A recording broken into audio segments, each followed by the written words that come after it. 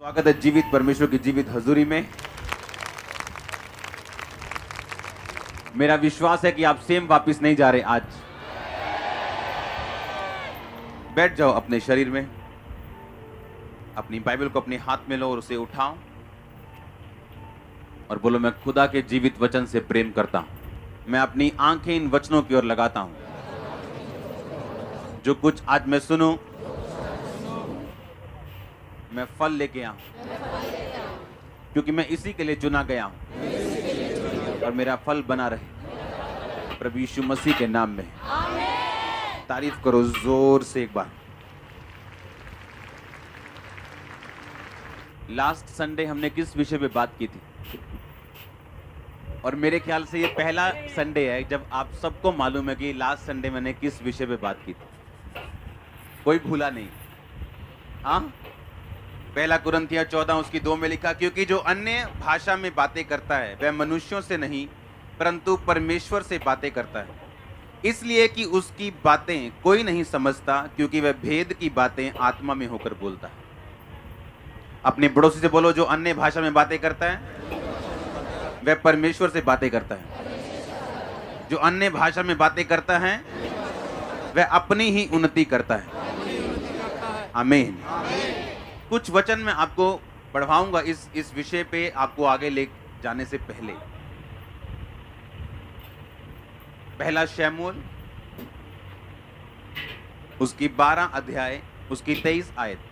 तब शमूएल नबी ने कहा, फिर ये मुझसे दूर हो कि मैं तुम्हारे लिए प्रार्थना करना छोड़कर यहोवा के विरुद्ध पापी ठहरूं। मैं तो तुम्हें अच्छा और सीधा मार्ग दिखाता रहूंगा। सब बोलो आमीन। आमीन।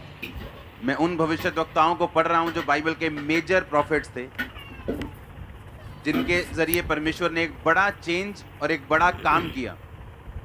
ये मेजर प्रॉफिट्स थे यिर्मयाह, यशाया, एलीशा, जिसे आप इंग्लिश में एलाइशा बोलते हो, एलिया, शमूएल, मूसा। ये बड़े भविष्यद्वक्ता थे जिनके द्वारा परमेश्वर ने काम किया। इसीलिए प्रभु यीशु मसीह, बाइबल में लिखा, जब पहाड़ पे थे तो मूसा और एलिया उनसे बात कर रहे थे। यिर्मयाह 9 उसकी 1 आयत में लिखा, भला होता कि मेरा सिर जल ही जल और मेरी आंखें आंसुओं का सोता होती, कि मैं दिन रात अपने मारे हुए लोगों के लिए रोता रहता। हालेलुया। इसके बाद मैं पढ़ूंगा पहला राजा उसकी 17 बाब उसकी 1 आयत। तिशबी एलिया जो गिलाद के परदेशियों में से था, उसने अहाब से कहा, इज़राइल का परमेश्वर यहोवा जिसके सम्मुख मैं खड़ा रहता हूं, उसके जीवन की शपथ, इन दिनों में, इन वर्षों में मेरे बिना कहे ना तो बारिश आएगी ना तो ओस पड़ेगी। बाइबल के मुताबिक आप एक डिवाइन, ईश्वरीय किसी काम के लिए चुने गए, और हर बंदे का काम अलग अलग है। आपका होमवर्क, आपकी असाइनमेंट जो है वो अलग अलग परमेश्वर ने आपको दी है, और ये असाइनमेंट आत्मिक है, और आपको इसे पूरा करने के लिए आत्मिक चीजों की नॉलेज और समझ होनी चाहिए। अब अगर मैथ को सीखना है तो आपको फार्मूला सीखने पड़ते हैं, इंग्लिश को सीखना है तो आपको ग्रामर सीखनी पड़ती। अब आप ये बात जानते हो कि आप एक असाइनमेंट में हो, आप होमवर्क में हो, आप एक बुलाहट में हो कि परमेश्वर ने आपके जरिए काम करना है, और ये बुलाहट बिना आत्मिक तरीकों को समझे आप पूरा नहीं कर सकते। और आपको ये मालूम होना चाहिए कि जो बुलाहट परमेश्वर ने आपको दी है, चाहे वो किसी रूह को बचाने की हो, उसके फलों को दिखाने की हो, अपने दिक्कतों में खड़े रह के परमेश्वर के नाम की महिमा करने की हो, ताकि दूसरे लोग आशीष पाएं, कोई भी बुलाहट जो आपकी लाइफ में है, उसके पीछे आपकी ब्लेसिंग छुपी हुई। मान लो अगर परमेश्वर ने व्यक्ति को सोचा कि मैं इसे प्रधानमंत्री की कुर्सी पे बिठाऊंगा, लेकिन उसके पीछे एक असाइनमेंट जुड़ी होगी, एक होमवर्क जुड़ा होगा, जिस तरह यूसुफ के साथ वो जुड़ा हुआ था कि जब वो जेल में था उसने तब भी परमेश्वर को छोड़ा नहीं, जब वो एक नौकर के रूप में था, जबकि उसे राजा बनना था, तब भी उसने अपने मालिक की पत्नी के साथ गलत काम नहीं किया, सोया नहीं। अपने दुखों में भी परमेश्वर के साथ खड़े रह के उसने अपने होमवर्क को पूरा किया, और उस होमवर्क के बाद परमेश्वर ने उसकी प्रमोशन की। आपको समझ आ रही मेरी बात? आपको एक होमवर्क दिया जाएगा, और उसे पूरा करने के लिए बाइबल ऐसा बताती है आपको गैर भाषा की जरूरत पड़ेगी। प्रार्थना गैर भाषा में, प्रार्थना अपनी भाषा में, ये दो चीजें हैं। इसलिए पौलुस ने कहा मैं आत्मा से प्रार्थना करूंगा और मैं बुद्धि से भी। इसका मतलब क्या? हमें आत्मा से भी प्रार्थना करनी है और यानी हमें गैर भाषा में प्रार्थना करनी है और बुद्धि से भी, अपनी भाषा से भी प्रार्थना करनी। आपको मालूम है कि पिछले संडे मैंने बताया था कि जब राजा खा पी रहा था और परमेश्वर के भवन के बर्तन निकाल के उनमें दारू पी रहा था, तो हाथ प्रकट हुआ और उसने एक शब्द लिखा।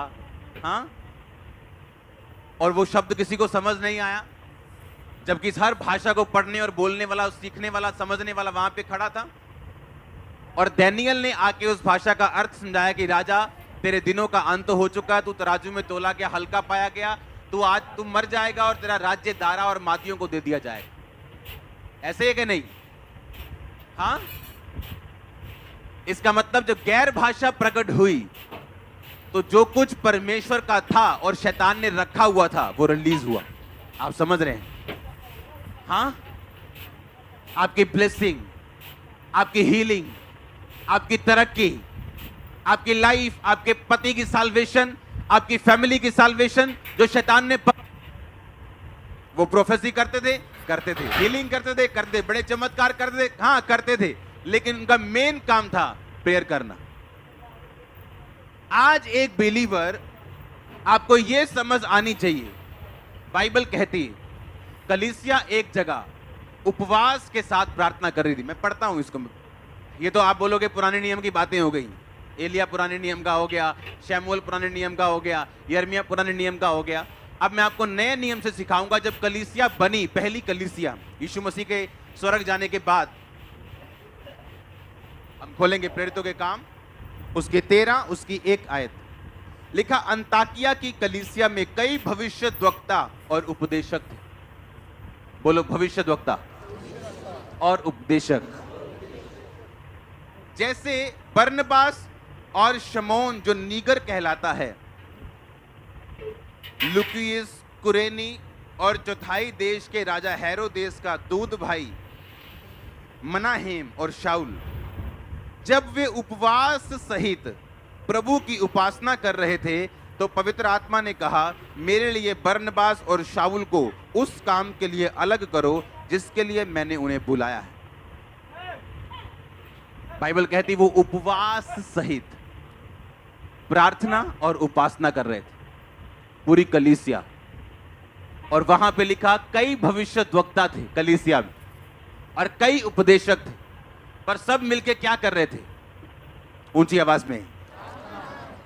और लिखा सब मिलके प्रार्थना कर रहे थे और होली स्पिरिट ने कहा इन दोनों को इस काम के लिए भेज दिया जाए। आप इमेजिन करो, बड़े बड़े प्रॉफिट्स जिनसे खुदावन डायरेक्ट बात करता था, बिना प्रार्थना के चल नहीं पाते थे। सोचो आम बिलीवर क्या चले। वो ईश्वरीय गाइडेंस, परमेश्वर की जिसे आप बोलते हो अगुवाई, उस व्यक्ति को कभी नहीं मिल सकती जो प्रेयर में नहीं। आपके बच्चे के बारे में क्या करना है, आपके बिजनेस के बारे में क्या करना है, आपके कैरियर के बारे में क्या करना है, कौन आपको बताएगा? होली स्पिरिट बताता है। आप प्रार्थना में रहते हैं और लिखा गैर भाषा में प्रार्थना करने में जो अगुवाई आपको मिलती वो तो कमाल की बात है, वो तो सोने पे सुहागा है। क्योंकि लिखा जो गैर भाषा में प्रार्थना करता है वो अपनी उन्नति करता है, अपने शरीर की, अपने प्राण की, सोल की। डिप्रेशन आपकी सोल में होता है, आपके ब्रेन में नहीं। अगर ब्रेन में हो तो उसका इलाज हो जाए, और डॉक्टर डिप्रेशन का कभी इलाज नहीं कर पाते, आपको सिर्फ नशे की गोलियां दी जाती। और जैसे ही आप गैर भाषा बोलते हैं आपकी सोल पे काम होता है, आपके प्राण पे काम होता है और डिप्रेशन जाता है, अगुवाई मिलती है, नई चीजें आपकी लाइफ में होना शुरू होती, ईश्वरीय चीजों की एंट्री होना शुरू होती, डेविल अपनी चीजों को लेके बाहर जाता है। और आज यीशु मसीह के नाम में जहां जहां शैतान आपकी लाइफ में छुपा है, मैं कमांड करता हूं उसको बाहर आने के लिए और आपकी लाइफ को छोड़ के जाने के लिए। अगर आमीन ये थंडर से आग से भरा हुआ तो ये आशीष आपकी।